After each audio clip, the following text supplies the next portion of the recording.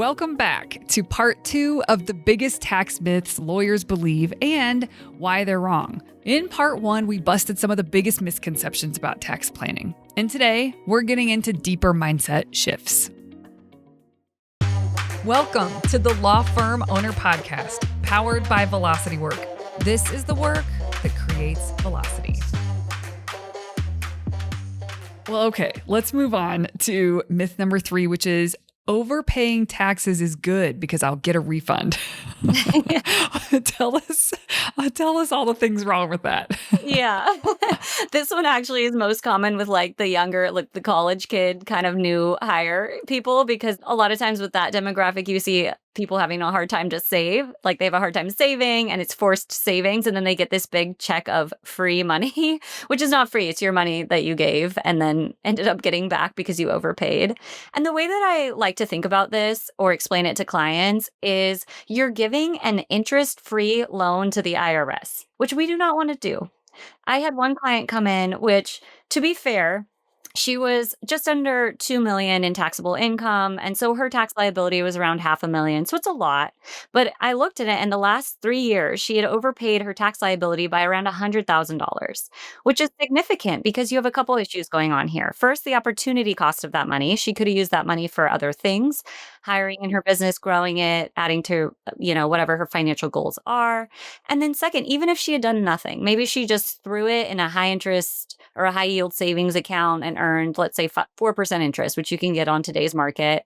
That's $4,000 at the end of, in interest payments if she just left that in a bank account that was paying 4%.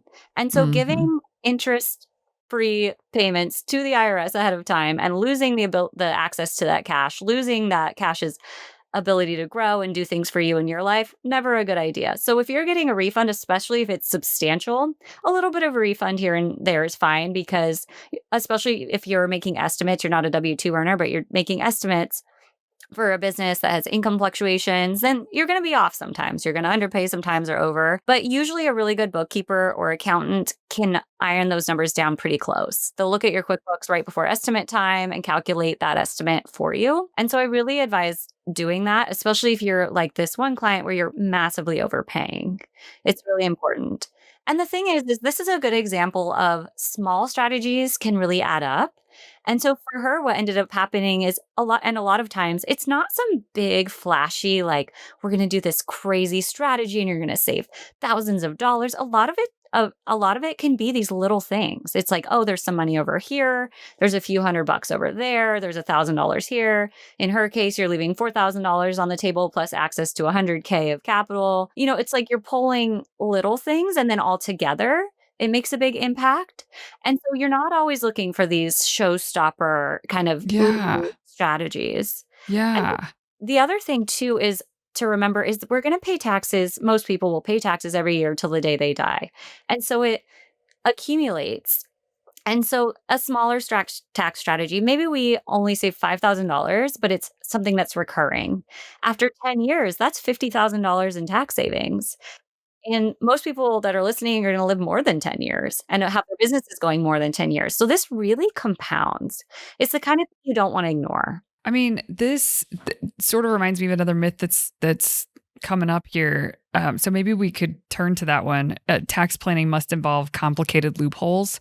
Like you're talking about show-stopping strategies, and this is sort of similar. Like big things that are complex and shiny and or sneaky and or like there's just, I think there does tend to be a myth about someone who's helping from a tax strategy perspective. We talked a little bit about this on the last episode, but that there's a complexity to it or a grandness to the strategies. And it sounds like everything you're saying is that if you got the right person on your side, that just doesn't, these are pretty normal things that someone does need to have knowledge set like yourself to be able to look at the full picture, but it's not a grand or crazy or wild set of strategies that are deployed.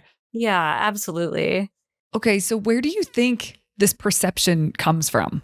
I think it comes from a couple places. The first is that the tax code is complex and finance in general can be really complex, especially the investing world, everything really. It's money can get very complex really fast.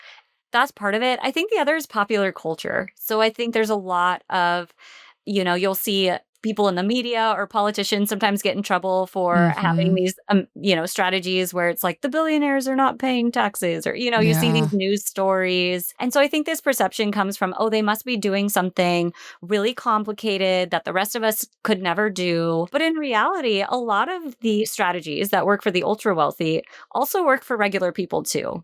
And a lot of times you get the most bang for your buck by having good clarity, good goals, a good structure, a good strategy in place. It doesn't have to be this crazy exotic loophole or anything like that. Okay, what are some examples of tax strategies used by rich and famous that are might be interesting? So these are actually really fun. The one I want to start with is Jeff Bezos. So some of the listeners might have heard of a lot of these because they were in the news. But he's the owner of Amazon, obviously. And what he did was what's called the buy, borrow, and die strategy, which is a fun one. So essentially, he had a lot of value built up in his Amazon stock. And so they were worth a lot.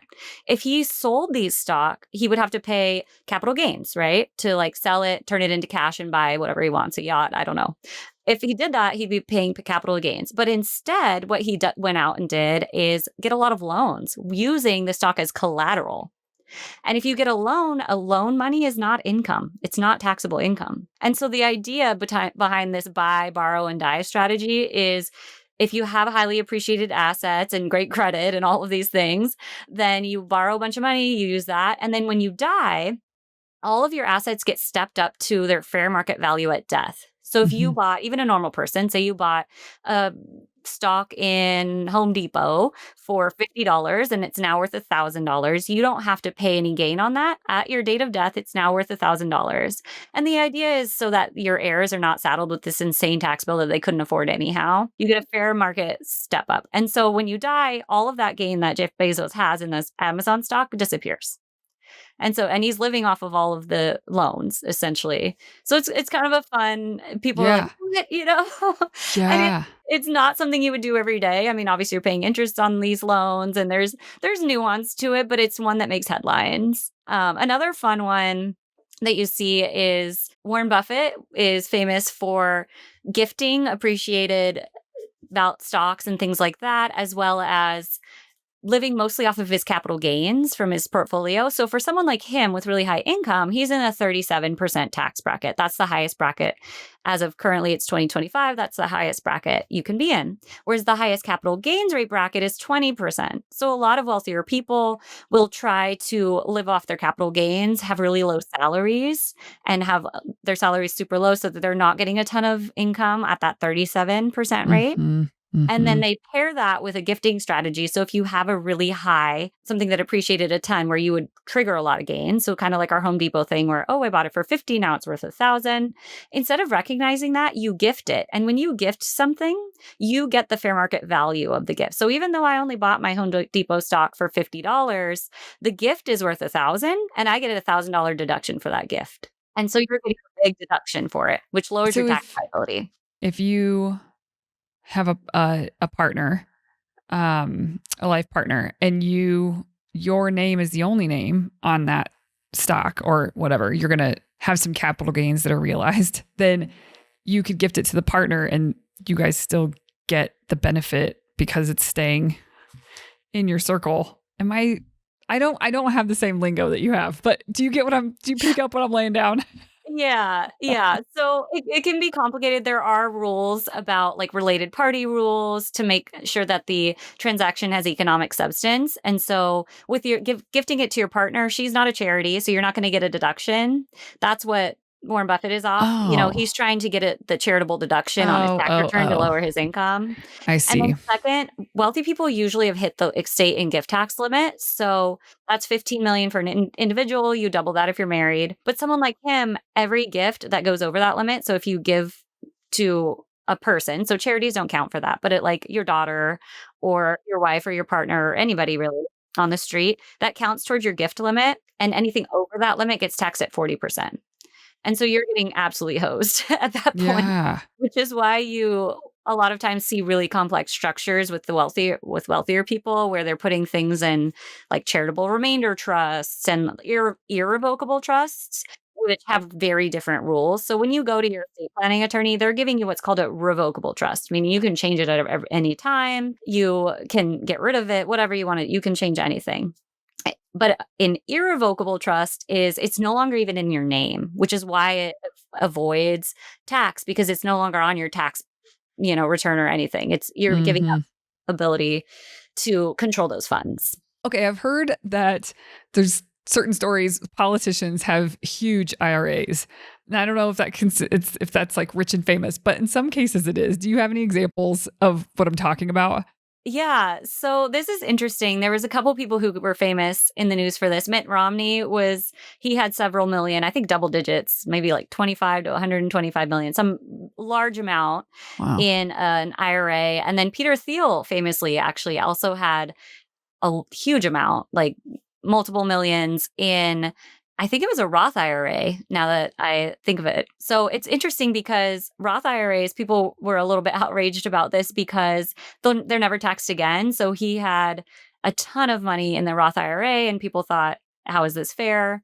And it actually popularized a strategy called self-directed IRAs. So you don't have most people when they get an IRA or a retirement account of any kind, they will put it in a stock and bond portfolio, usually through an advisor or an intermediary like Schwab or Vanguard or one of these. But you can also direct your IRA yourself. You can invest in anything you want, which is most people don't know that. It's kind of interesting. I have to say the rules around it are incredibly strict and there's a lot of nuance and you can really step in it, so you have to be very, very careful if you decide to go that route. But Peter Thiel, what he did was he had some early stage kind of stock in companies, I think it was PayPal, that grew a ton. And so when he put these stock in his IRA, they weren't worth a lot and they grew to massive amounts. And because they were in a Roth growing, they grew tax free and he could take it out tax free. And so people were like mind blown because they're like, oh my gosh, he escaped taxes on this massive, you know, appreciation. Cool. Yeah. That's like, Those are the fun, like, yeah, the fun, yeah, interesting totally. stories that people do. Yeah. I love it. Okay, so what are some straightforward strategies that law firm owners may overlook, but may be worth sharing? Yeah. So the number one thing, it's always the boring advice is the best advice, like this simple stuff. Like when you Yes. go to a health person, you want them to say, like, here's a magic pill, but then they tell you, like, sleep more, drink more water, or eat broccoli. And you're like, ah, really? Yeah. Yeah. Is there anything else I could do? And Right. so it's the same thing with finances. You really need to get your foundation solid first. And one good way to do that is listening to the last episode, this episode. A lot of things we're talking about are building that great foundation. As I mentioned on that last podcast, I have a checklist, my Keep What You Earn checklist that I really recommend going through that. And just though it's really high level, it's just hitting the main categories. But if you don't have that set, then you can't really do anything further. It's kind of like you can't drive the Ferrari if you haven't learned to drive just any car first. So getting the foundation set. And then after that, if other strategies, more advanced strategies make sense, then I'll let you know, or whoever's advising you can let you know. But foundation is pivotal. Yeah. There's so many things running through my head. The first thing that I should say that was running through my head was that a strategy is to hire someone who can help them. Like that's something that they can do that's in their control. I do think the checklist is a great idea, but I'm a huge, huge believer and huge fan in like finding the right partners in your life and in your world and in your business. And I think it'd be great if people talk to you, but regardless, I think having a partner that is meant for tax strategy is important because if you own a law firm and you have an established business, it's probably worth just getting organized and making sure that you are up on creating your foundation, if nothing else. I think who you have in your corner matters. And a lot of people think, oh, I'll just do it on my own. But who has time to become the expert that you need to be in order to give yourself the best advantage? So I'm just a huge advocate for find the right partners, find the right team that's in your corner so that you can thrive and do what you're here to do. Right. Yeah. And my hope with the checklist is to help people ask the right questions, because a lot of times that's the hardest part, is knowing if the team that you have or that you're interviewing is competent.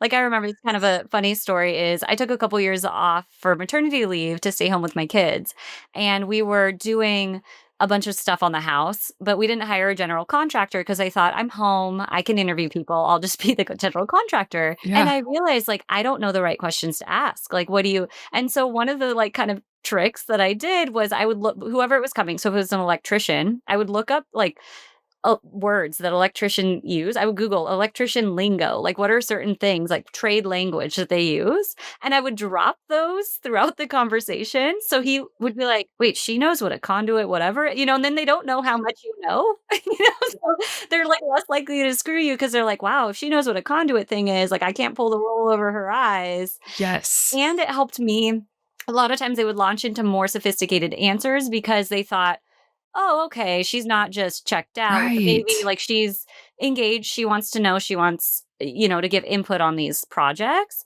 And so I think the same thing goes with this checklist, or getting just enough savvy enough to ask good questions so that the advisors, if they have no idea, or they say, "I don't do, asset protection," or I don't know anything about retirement plans," or whatever. It just signals you that, okay, maybe I need somebody who understands my type of business or my goals, or the fact, some people specialize in different areas. So if you have a lot of real estate, you might want someone who knows a lot about that and how to manage that and Yeah. maximize that. That's And so such a that's what good I see point. for the checklist. And also using AI to kind of arm yourself with some good questions that you can walk in, or language that you need to be aware of. Or, I mean, that's just true for talking to a mechanic, talking to a real estate professional, if this is something new to you, talking to an accountant about tax strategy to see, like, are we on the same page here?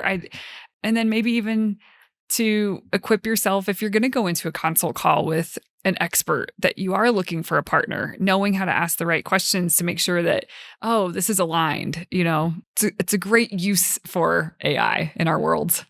Yeah. Oh, I love AI. It's the best. It's so helpful. Yes, it is the best. I also was just thinking, you were talking about getting your foundation right. And if, like, that's step one, then what, ironically, I don't know if you know this, but the only way to work with velocity work when you come in is it's a short-term engagement called foundation. And it's kind of getting the lay of the land, current state analysis, and then being able to build on that. So it's just important. Foundation is important. And so it makes sense that that's step one in your world as well. Yeah, absolutely. Can you share an example of a really simple shift that had a big impact for a law firm owner? Yeah, I think the biggest one, which we touched on in our last episode, is seeing your law firm as the income producing asset that it is, as the investment that it is. Because a lot of times there's too much focus where the financial advisor or the investment advisor is really optimizing from a tax perspective, and from a portfolio allocation perspective, they're really working hard on your stocks and bonds, or you Mhm. are if you're doing it yourself.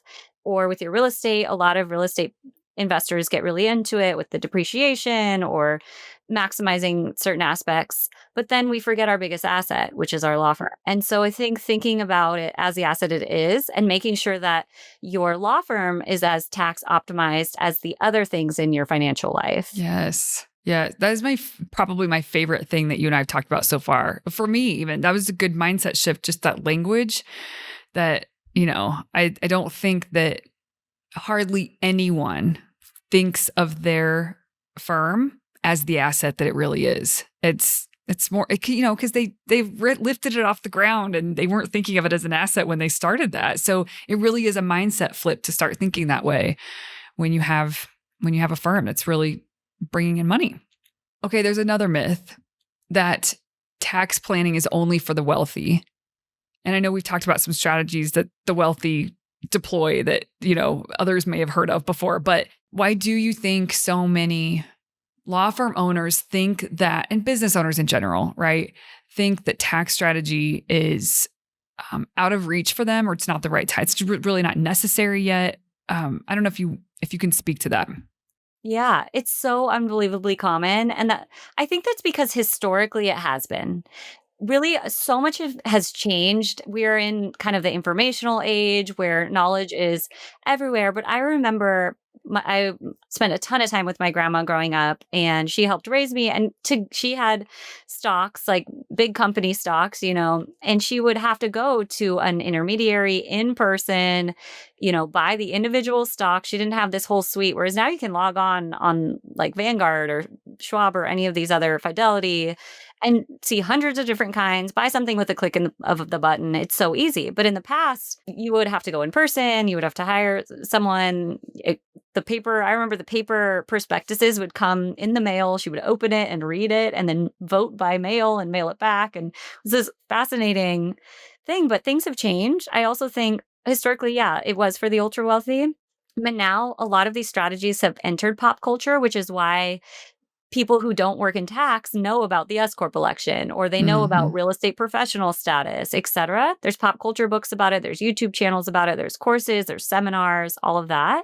And so I think there's a big need for it, and people are starting to engage and want it. Whereas in the past, I don't think there was as much knowledge about it. People weren't seeking it out. And so things have really changed. And so there's a lot of opportunity now. I think there's a big gap in the market, like we've talked about. There's not a ton of people who are offering it on a comprehensive scale. So a lot of people are doing it in little bits and pieces, siloed in their expertise. But it's a great opportunity for people who want to bring their business to the next level. I see it as a competitive edge because if you are paying less in taxes than your competitor, then you have more money to drive back into your business and reach your goals. And money that's leaking 5 grand, 20 grand, et cetera, a year in overpayments, they're just not going to keep up with a firm that's not. Absolutely. Okay, Megan, we've covered a lot today. I am curious, with the myths that we have talked about, which one do you think causes the biggest financial damage, but maybe even not damage, but barriers to progress for a law firm owner? So the biggest thing that I see causes damage with most people, law firm owners and everyone really, is not so much a myth, but a giving up. So when people just hand off things, they say, I'm too busy, I can't handle this, other people understand it more than I do, and they stop asking questions. Mhm. That's the most financial damage you can do. When It's you really check like out, yeah. abdicating responsibility. Absolutely. And since we've done some pop culture references here, if you've ever seen movies like The Big Short or The Wolf of Wall Street or any of these, those are movies that perfectly showcase this. So these are instances where people assume that another expert has it all figured out. They give up ownership of what's going on. So, especially in The Big Short, it was people saying, no, no, no, it's fine. We can finance these mortgage backed securities. These are good investments. And no one except for the main character in that movie was asking questions saying, well, are you sure? Because that's not what I'm seeing. That's not what I'm hearing, etc. And so it's finances because they're complex. It leaves a lot of room for bad actors because they can come in and always don't assume that competence is the same thing as competence. Because a lot of times, like in these movies, obviously they're actors and they're dramatizing this. But what happens is people come in and say, I know better than you do. This is too hard for you to understand. I can handle this for you and take you off your plate. Oh, rest, peace of mind, which ironically, my mother-in-law asked me to sit in on a sales pitch that a financial advisor had done. She was thinking of hiring this person. She was like, I want another set of eyes. And I won't name any names, but this individual advisor put on the whole dog and pony show. And their number one core message throughout the presentation was, you don't have to worry about a thing. We have it covered. Relax. We're handling this. You don't have to worry. And that's very soothing. I think for a lot of people, money feels really overwhelming Yeah. and confusing. And people are really afraid of making the wrong choice Yeah. and making a mistake and losing everything, et cetera. And what we walked away with is this advisor at the time wanted tens of thousands of dollars to manage what I thought was pretty straightforward kind of passive index fund level investments, like a broad index thing. And she was like, "Well, I'm afraid to do this and move forward." And I said, "Honey, this is the way I think of it is." Well, I didn't call her honey because she's my mother-in-law, but like in Mhm. my mind, the way the way I think of it with clients is that say an advisor like this is giving you that dog and pony show and they want to charge, I don't know, $20,000 a year to do so. The way I look at it is you could make $15,000 worth of mistakes managing it yourself and still be $5,000 ahead. Mm. So take some of that fear away. People are afraid to click the button and buy that S&P 500 index to put their retirement money in or whatever. Obviously, if you know nothing and you have no time and you're totally blind, I'm not against getting help, and I'm not saying that people should not use advisors or etc. But there are times where you should second guess, do I really need to spend that much? Do I need to believe every word that someone's saying? And anytime where you're handing away all of your power, and assuming that everyone else knows more than you do, which is funny because as business owners, we get to see behind the curtain. When we open, we realize how there's moments where I'm sure even you as a business owner as well, you'll say, "Oh my goodness," like it's the forward facing part of the business. Sometimes it's like the phone broke down or the toilet's clogged or all these things that people don't see. So you realize nobody's perfect. There could be a dumpster fire in the background and we're all still showing up at work and all of that. And realize that's true of the advisors too. So they're not some God coming down from on high. And same here, like things that I'm sharing with you and saying, like, I'm not coming in here, you have to do this and you have to, I want to be a partner with my clients. And so I tell them, hey, here are the risks. Here are the pros and cons. If we go this direction, you're closing these doors, you're opening these others. At the end of the day, they're in the driver's seat. I'm not here to boss anyone around or tell anyone what to do, or I never make decisions for them. I am not an investment advisor. I'm an attorney. And so I'm doing risk assessments. If you do this, this is what will happen. If you make this choice, this is what you're going to pay in taxes. And so always staying in the driver's seat. That is one of the biggest things that I implore people to do. You just made me remember when I was in my 20s, my early 20s, maybe 24 or something. I went to my first financial advisor. I had an appointment. They did a lunch and learn at the office that I worked for. So I went to go have a meeting with them. I wish I could be in that room now. I'm older. I have more experience under my belt. I'm not as afraid to ask questions as I was maybe back then. But anyway, the dog and pony show. I mean, the main investor, his name was Chaz. So the main investor that was like going to be my investor, at one point, like his superior came in and was like all over these whiteboards. And he was like, and so what do you have when you, like, expecting me to answer the question? What do you have when you add these two things together? And I was like, I was so lost. It was so lost. And I think that was the strategy. Yeah, it is though. Yes. Yeah. Like when I sat in on that one with my mother-in-law, they were doing really complex, like variable annuities with caps. So it's like I don't want to go into it, but essentially like they were capping losses, capping gains, doing all that. And I'm like, why? What? Yeah, Like yeah. it was just, no,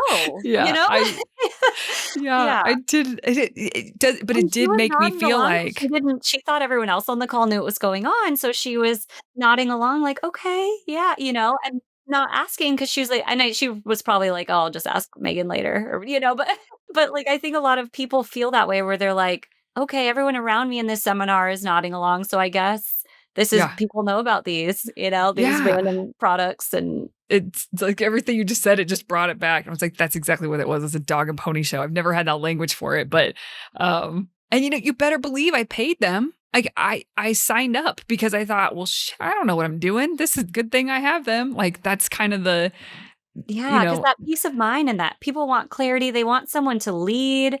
They want someone to give them answers, and especially in murky areas. Yes. And some of the most excellent salespeople I've ever met are in the world of finance. It's like, it really draws that. The two best salespeople are real estate usually and finance.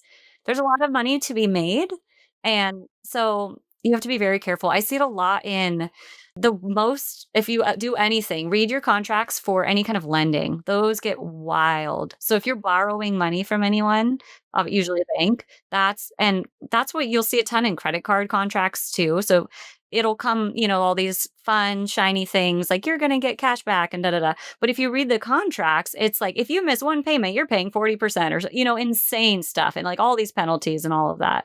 So that's a great place you can use AI. So put that contract, like your credit card. I was going to say, like, who reads their credit card agreements? They're wild. It's unreal. I can't wait. Now I'm going to do it for every single one.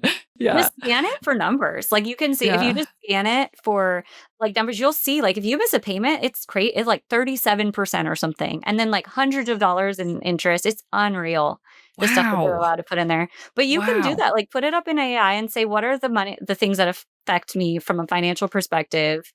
And with contracts with financial advisors like the one you talk to, I always look for fees.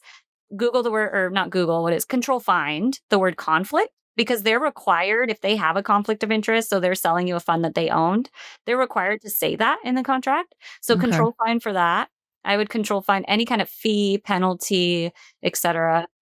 Have AI Wow. generate it and then control find, because that's where That's you get fun. people get stuck. Yeah, absolutely. Okay. Before we close, what is one piece of financial advice that you find yourself giving over and over again to clients, to friends, to family? Does anything stand out?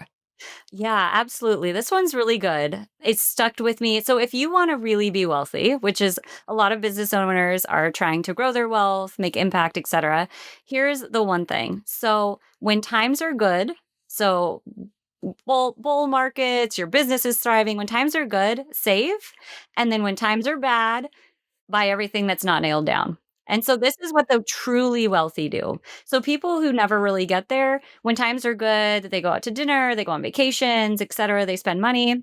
And when times are bad, they tighten their belts, they make smart choices with their business. They're not doing anything wrong. But if you really want to push it to the next level, then when times are good, you are hoarding. Like you are a squirrel with nuts. You are just everything. So that when you hit a recession, so maybe like the housing crisis in 2008, 2009, if you had been hoarding right before that, you could have bought all these houses on foreclosure and short Yeah. sale that for pennies on the dollar. And then now those same houses, if you look again, are worth double, especially here in California where property prices rise really fast in appreciated areas. That's just a real estate example, but the same goes when the stock market crashes. So if you have a ton of money, a lot of people get spooked when the stock market is crashing, but people who've been hoarding their money, they see that as a fire sale, a discount, the Nordstrom anniversary sale. You're buying everything. And then when the market rebounds, you have massive gains. Your portfolio is huge and bloated. So that would be the biggest kind of secret that the wealthy keep,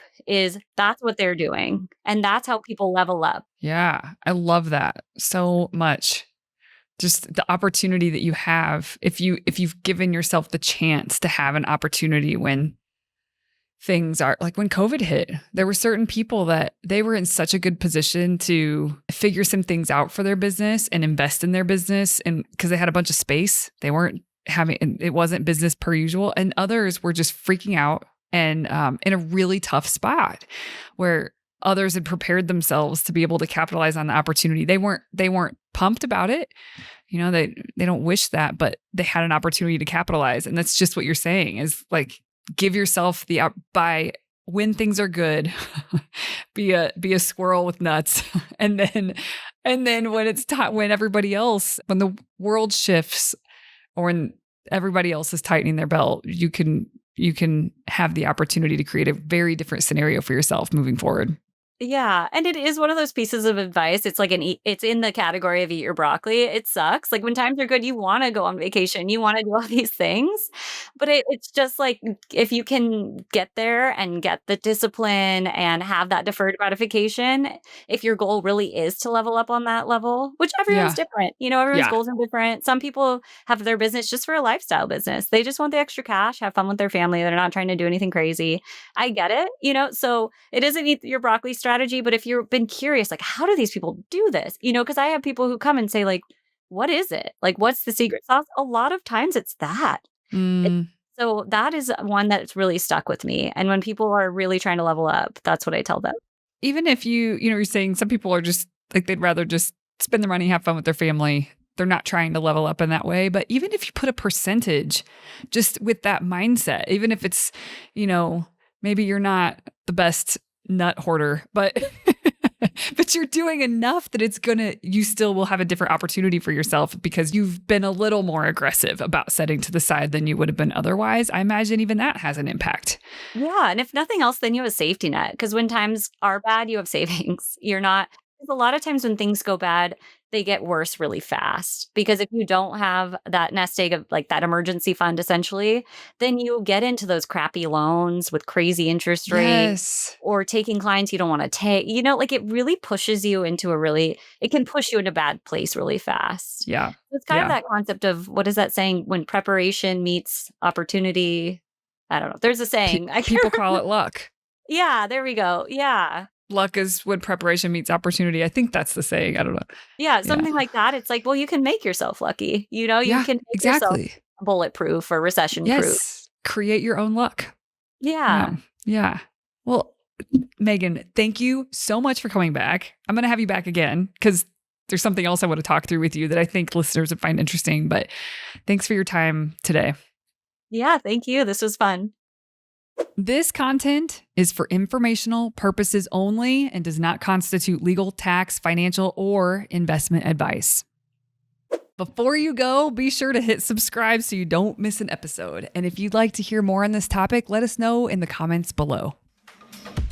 Thank you for listening to the Law Firm Owner Podcast. If you're ready to get clearer on your vision, data, and mindset, then head over to velocitywork.com where you can plug in to quarterly strategic planning with accountability and coaching in between. This is the work that creates velocity.